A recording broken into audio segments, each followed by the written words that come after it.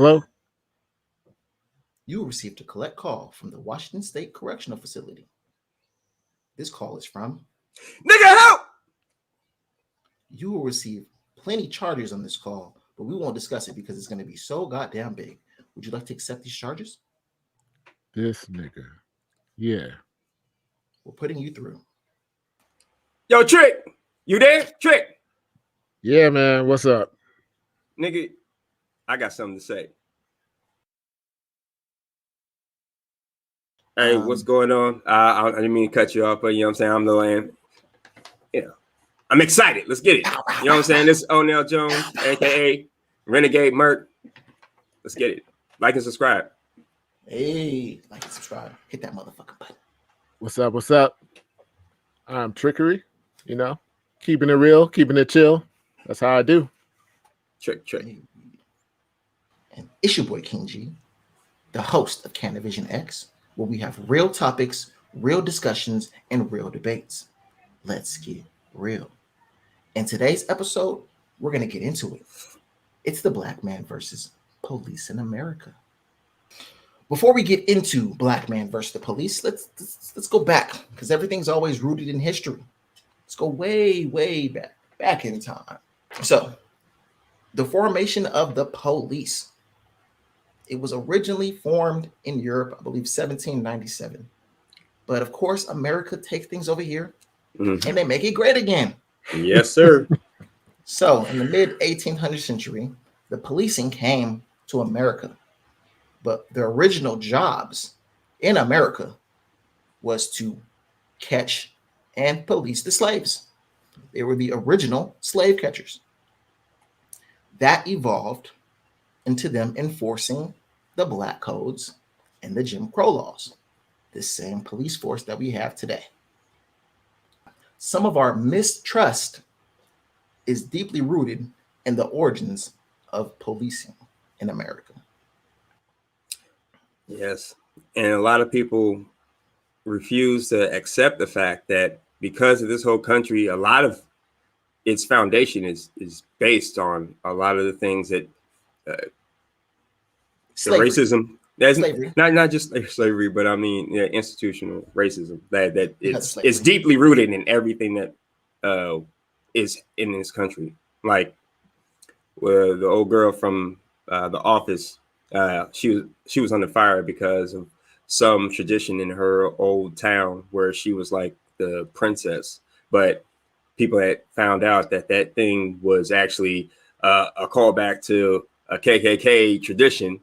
And so her being the princess of it was like the princess of the KKK.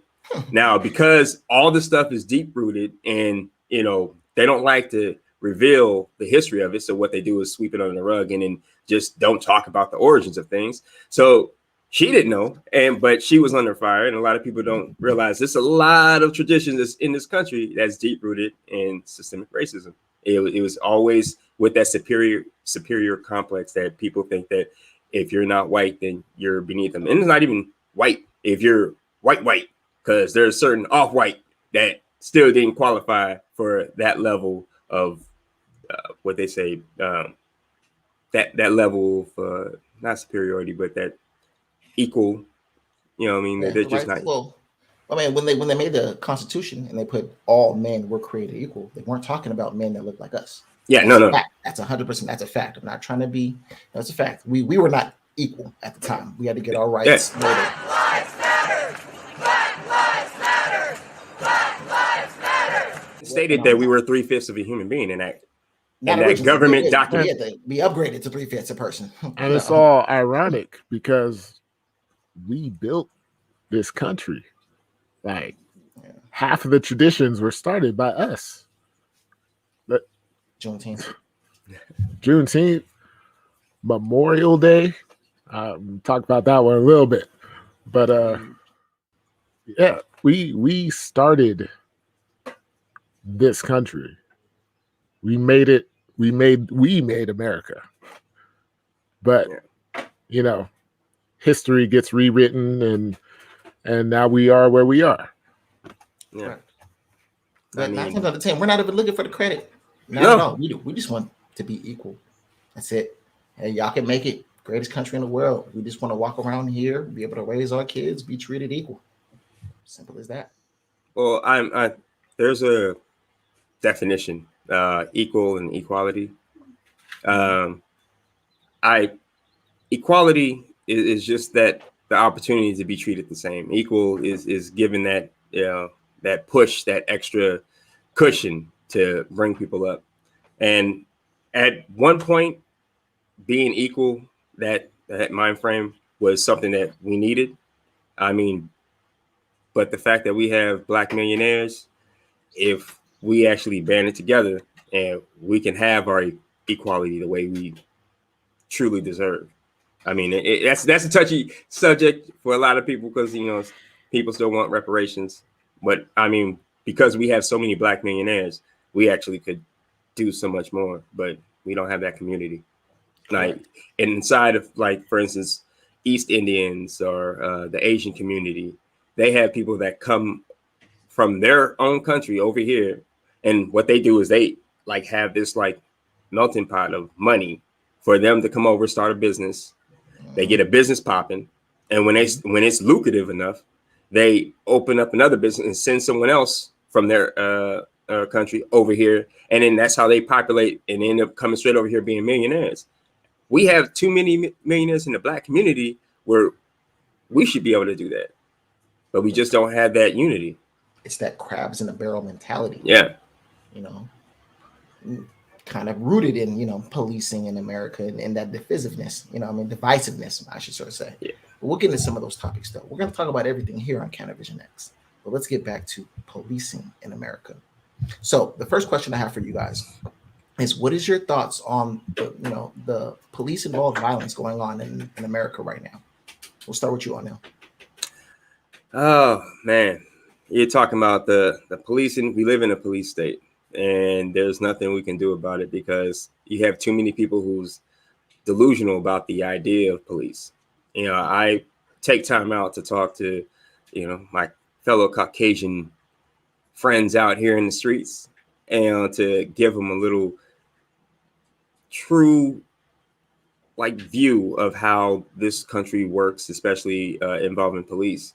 There are certain people who aren't aware of how the police work. They end up doing something publicly. The country goes in an uproar. And then after a little time, emotions dissipate. Then it kind of just falters off to the side. And then people, they forget. We don't forget, but they forget. And then it's something else. And then when it happens again, country riles up, and then it's just like, oh, we got to come together. And it's like, it's just for a second, and then it goes back to doing the same. It's a new cycle. Yep. As soon as that news cycle's over, what's the next topic? Yeah. The issues won't get addressed 9 times out of 10. Sometimes they do.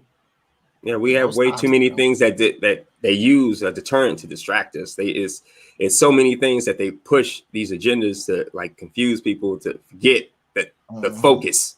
And you're like, people are like dogs, you know what I'm saying? Easily distracted. Squirrel. It's like what's it's a new thing, shiny thing. What was happening over there? I don't know. Nice. So Trickery, what are your thoughts on the latest police and violence going on in America? So I was doing a little reading, and I saw an interesting article. If you look at the history, it's almost a pattern. You get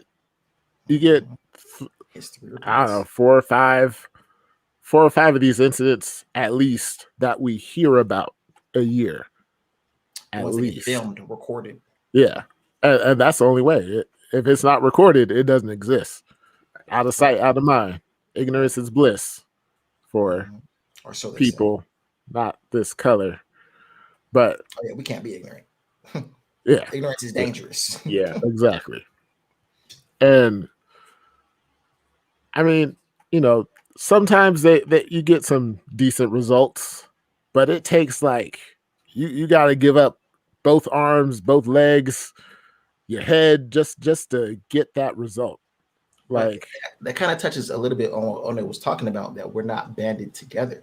I mean, and since we're not banded together, we don't understand the power of our unified vote. and not just for the president. We can't just talk about the president and then stop paying attention. It's the local level people who are really affecting these laws that are putting us in these situations, that are really controlling the budgets and everything for the police departments, the states. Like, we need to band together at that level with a vote to affect change. Yep.